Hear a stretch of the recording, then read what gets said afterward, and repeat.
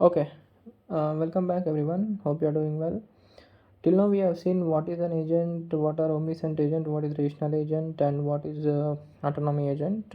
Now we're going to see actually what is the types of agent. What are the types of agent?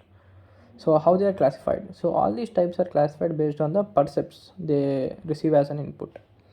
So first, if we see, we are going to see a simple reflex agent. So there will be an environment, and from the environment, this agent takes percepts from the help of a sensor, and they check how the world is right now and what is going in the current situation and what is happening in the current situation. And after that, then it checks what action should I do now, and based on the condition action rule, it performs the actions with the help of actuators on the environment. The condition action rule is basically like if then rule, if this happens, do that action, or if that happens, do another action. So like that. And next agent is based on the model based agent.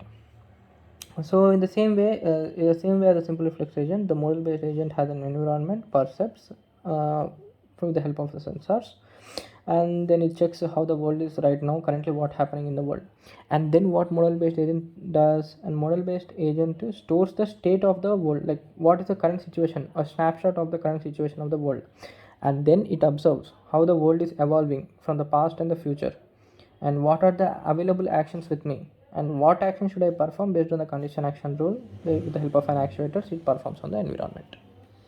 Next we can see the goal based agent.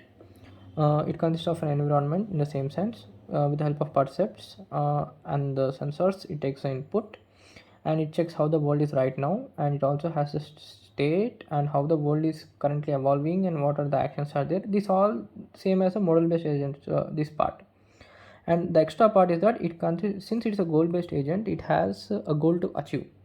So in order to achieve a goal, there are multiple ways to achieve a goal. So that's why it selects what if I select an option A, and what happens if I select an option B. So based on that, it performs the action with the help of the goal and the actuators on the environment. Next we have the utility based agent. The utility based agent they condition an environment with the help of percept and sensors. It checks how the current world is, and then with the help of state and how the world is evolving, what are the current actions it has. And same as a goal based agent, it also has what if I select the option A. But there is an extra thing in the utility, that is the happiness. If the option A has the more happiness, then it selects the option A. If the option A makes the agent less happiness, then it avoids the option A. So that's what if I select an option A, how happy I would be. What if I select option B, how happy I would be. So based on that, what action should I perform my actions. So remember this, if there is a utility based agent, with the help of the utility only it performs the action. With the help of goal only it performs the action, and these two are based on the condition action rule. Yeah. And there is a last agent that is called as a learning agent. This is quite different. There would be an environment, and there would be a percept and sensor for the input, and there would be a performance standard, like what is the current processing things the agent does.